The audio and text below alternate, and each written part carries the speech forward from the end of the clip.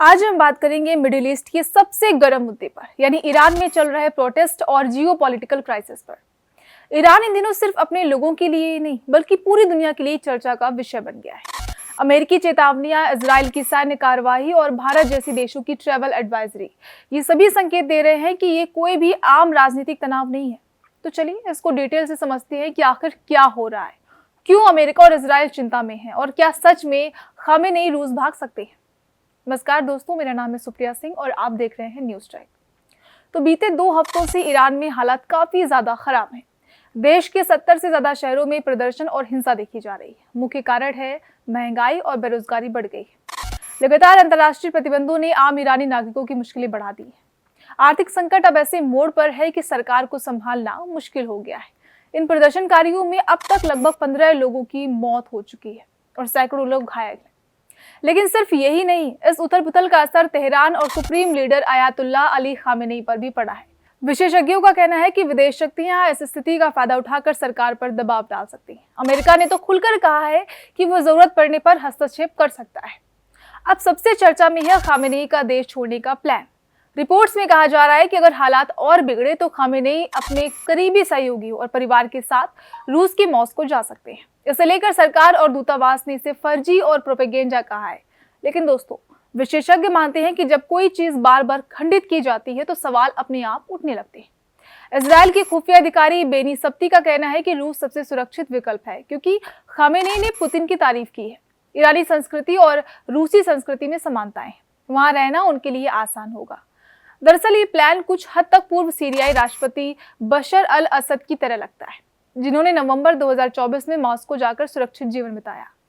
तो सवाल यह है कि क्या खामेनेई भी असद की तरह रूस में नई जिंदगी की तलाश करेंगे। अभी इसे लेकर कुछ भी कहना जल्दबाजी होगा। अब बात करते हैं अमेरिका की। राष्ट्रपति डोनाल्ड ट्रंप ने साफ कहा है कि अगर ईरानी सुरक्षा बल प्रदर्शनकारियों पर गोली चलाते हैं तो अमेरिका हस्तक्षेप कर सकता है।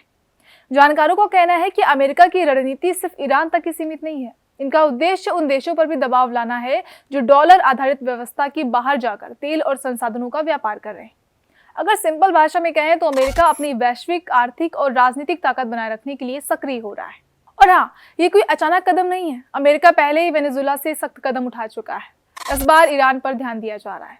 दोस्तों, भू राजनीतिक सिर्फ हथियार तक ही सीमित नहीं है। इसमें तेल, मुद्रा और रेयर अर्थ मिनरल्स का भी बड़ा रोल है। ईरान और वेनेजुएला लंबे समय से चीन को उसकी मुद्रा में तेल सप्लाई कर रहे हैं। अमेरिका को ये बिल्कुल भी पसंद नहीं है। साथ ही अमेरिका को रेयर अर्थ मिनरल्स की बहुत जरूरत है, जिन पर चीन का वर्चस्व रहा है। इसलिए ईरान पर दबाव बनाकर मिडिल ईस्ट में संतुलन बदला जा रहा है।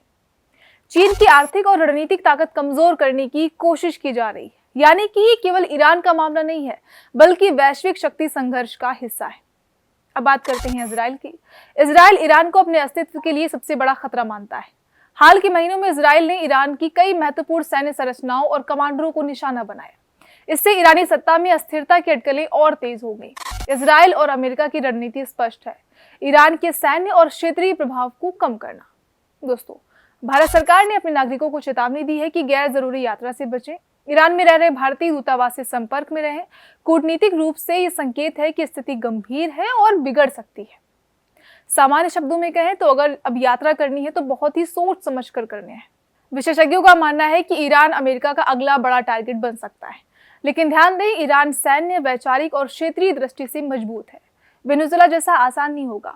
फिर भी आर्थिक दबाव, प्रतिबंध और आंतरिक असंतोष किसी भी सरकार के लिए खतरा बन सकते हैं। तो ये संघर्ष केवल क्षेत्रीय नहीं बल्कि वैश्विक राजनीति का महत्वपूर्ण अध्याय बन चुका है। ईरान का संकट सिर्फ एक देश का आंतरिक मुद्दा नहीं है, बल्कि पूरी दुनिया की नजरें तेहरान पर टिकी हैं। अब देखने वाली बात यह है कि क्या सरकार स्थिर रह पाएगी, खामेनेई रूस की ओर बढ़ेंगे या देश में स्थिति संभाल पाएंगे। और सबसे बड़ी बात, मिडिल ईस्ट में आने वाला भू राजनीतिक बदलाव कितना बड़ा होगा। आप क्या सोचते हैं? क्या ईरान अमेरिका और इजराइल की योजनाओं से बच पाएगा या ये संघर्ष और भी ज्यादा गंभीर होगा? कमेंट करके अपनी राय हमें जरूर दीजिएगा।